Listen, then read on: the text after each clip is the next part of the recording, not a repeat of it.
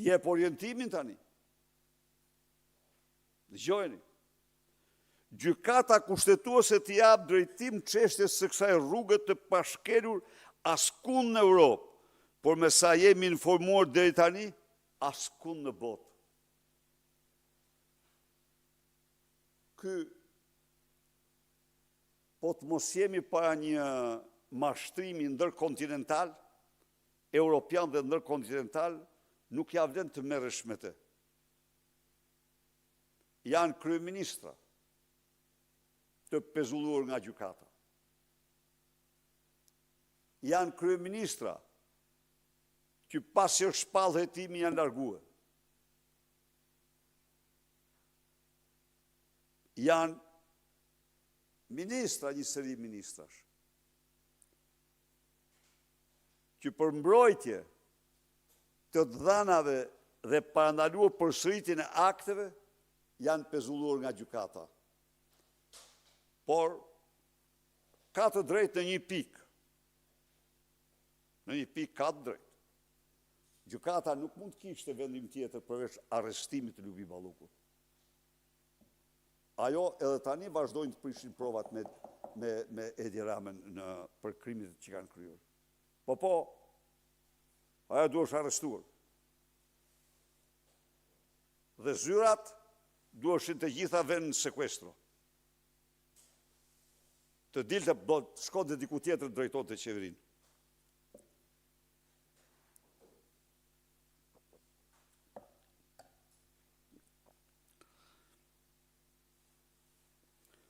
Por thot, të ndaj me ju çfarë thon Komisioni Venecias dhe Gjykata Europiane e Strasburgut për këtë çështje.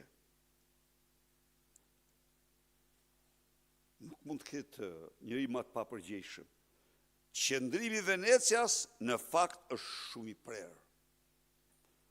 Edhe njerë, sipas tij, gjykatat nuk duhet të pezullojnë antarët e qeverisë sepse duke bërë këtë spari cenojnë balancën e pushteteve. Absolutisht mashtrim në çdo germ, në çdo fjalë, në çdo frym.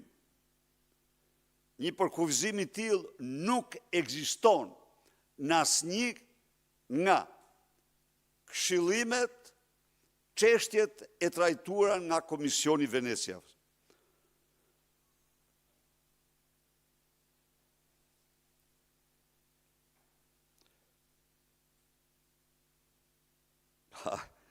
Nëse gjykata thotë e pezullon, ajo praktikisht ndërhyn në punët e qeverisë. Po gjykata dhe prokuria janë për të ndërhyrë në çdo çështje që ka krim. E ndron përbërjen e ekzekutivit. E shpëton ekzekutivin nga kriminal. Dhe në ekzekutiv nuk e mbron gjykata ministrin tjetër, se emron, po ai që ka emruar atë që ka kryer krimin. Dhe është zëvendësministri. Merr kompetenca që i takojnë kryeministrit dhe presidentit. Absolutisht jo. Por, kur kryeministri dhe presidenti janë të zhytur gjerë të vesht, atër del njëri në emër shtetit që bën ligjin.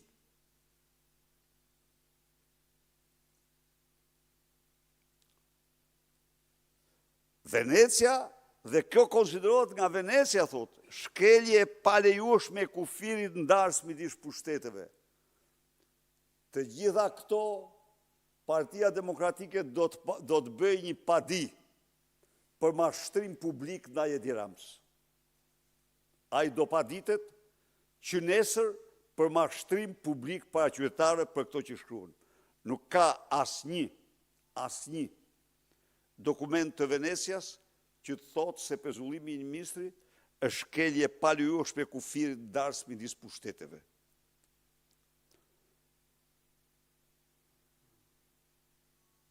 Së dyti, thot, duke bërë këtë gjykatat krijojnë mundësinë e instrumentalizimit të drejtësisë dhe Venecia paralajmëron përveç kundër judicial overreach ose shqip shtrirje së krahut gjyqësorit për te kufirit ndarës me politikën, sepse kjo përpasoj hap rrugën presioneve politike. Shiko tani çfarë bën ky. Dëgjoj Rufjani. Thotë se është Erion Veliaj prapa vendimeve. E kuptoni ju? Se nuk mu thot fajnë e ka Saliu, Osman. Dhe kuptohet këtu, aj akusa. Po si mund? Si mund të thot një çmendur, as njëri normal se thot të kurra. Se kjo i hap, përpasoj hap rrugën e presionit politik dhe i qeverisë. Destabilizimit institucional. Destabilizim sjell vjedhja dhe vetëm vjedhja. Përkundrazi, largimi i hajdutëve i shërben stabilitetit të institucionit.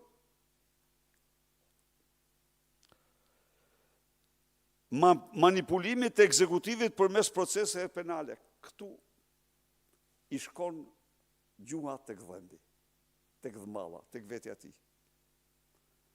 Këte kërëqun, me qenë se vetë është i implikuar,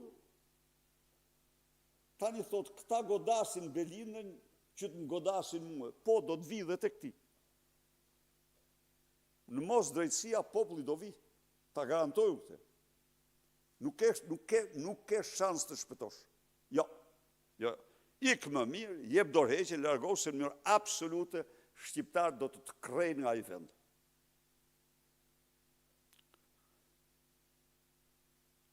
Shqiptar, shpike, ministrat kanë funksione politike, jo administrative. E në gjoni çfarë flet? Ky jeri i tregon me këte, se është i aftë të përqafoj standardin e ignorancës pa dijes së plot në ato që thot. Vetëm të mbroj vetën e ti se për Belindën e kish hedhur 100 herë në lanë.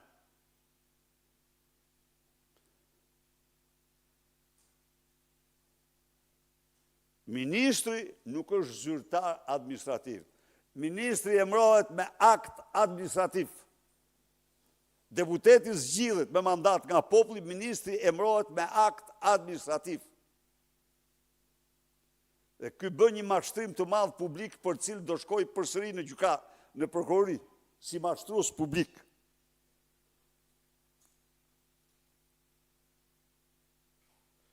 Së fundit, dëgjojeni. Pezullimi gjyqësor i ministrit është de facto presion për shkarkimin e tij. A ka avokati më të neveritshme se kjo? Imagjinoni ku shkon kryeministri. Në vend se të thot, në këtë rast kryeministri i detyruar të shkarkojë ministrin. Kur ministri sjep dorëheqje shkarkon kryeministri. Tani thot se është presion për shkarkimin e tij. Pra ata që kanë standarde dhe etike, morale, a kjo është sigurisht detyrim për largim.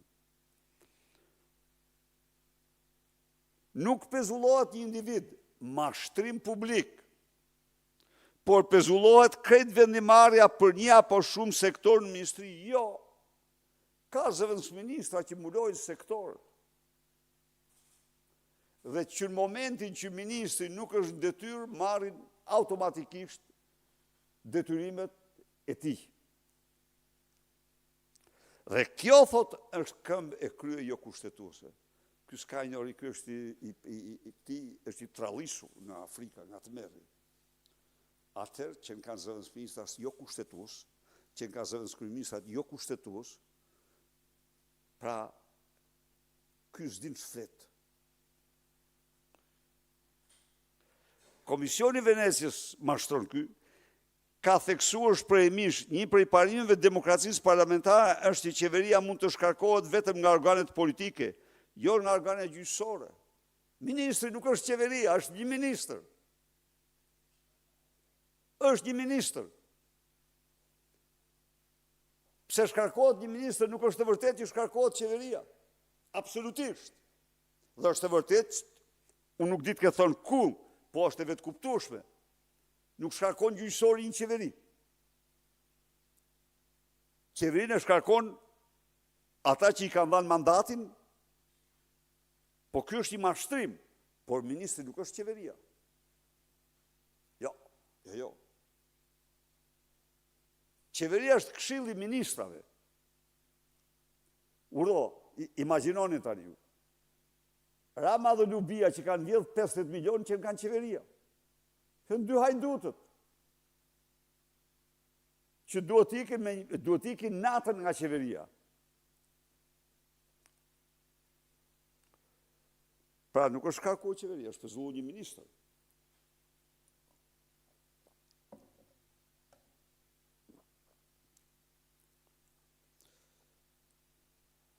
As një vendim, as një opinion, as një raport i Komisionit të Veneciave nuk deklaron se gjykatat nuk mund të vendosin pezullim. Kjo është absolute.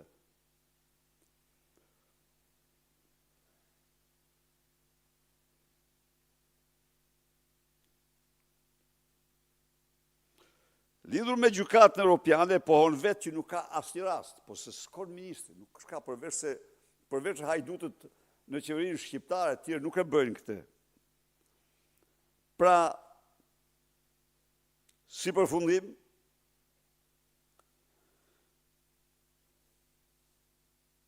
Edi Rama do pa ditët nesër për mashtrus publik dhe nenin njeriu që kërkon të pengoj drejtësinë. 2 nene, 2 vepra penale të rënda. Po. Citon Parime, së pari thot Strasburgu thot se masat e sigurisë nuk mund të përdoren për qëllime politike. Atër tregon që këtu qeverisë Erion Veliaj. A tha një fjala i kur u vendosen masat, t'ju pysun ju, për Erion Velin? Jo. Për kundër azi. Jo e pezullojmor, e shkarkoj dhe shpalli zgjedhjet. Në kundërshtim. Jashtë proporcionalitetit. Po, është të vërtet, se proporcionaliteti i takon të ishte në burg Lubia. Kemi të vërtet këtu. Po pse Erion Velia u fut në burg me akuzën 1 milion euro, ato garderoba, kurse kjo me të qartë 50 milion euro, nuk prish provat? A kemi një standard? A do flasim për një standard? Jashtë profesionalitet. Pra, është jashtë profesionaliteti. Profesionaliteti e kërkon të që ti ishte në burg, jo pezullim, në burg. Dhe e treta, për të ndikur, nuk mund përdoret për ndikur ekzekutivin. Të faktoj, çfarë interesash ka gjykatësi dhe prokurori që kanë vendosur këtë mas, çfarë kërkesash kanë ata ndaj ekzekutivit që pas kanë dashur të bëjnë presion. Shpifje, edhe kjo do të rënditet në aktpadin tonë ndaj tij. Pra, sa herë ta komentosh këtë, të gjen një mashtrues ordiner, publik, të papërgjegjshëm, i të merruar gjerë në palc nga vjedhje që ka bërë bashkë me Lubin, sepse ka marrë, ky e ka çuar Lubin në Ankara dhe jo Lubia atë, dhe atje është bërë pazari i vjedhjeve, dhe tani i bën gjykatës kushtetuese presionin më të madh që i ka bërë kush ndonjëherë në historinë e këtij vendi. Pra, ky është Edi Rama. Tani unë jam i hapur për çdo pyetje. Zoti Berisha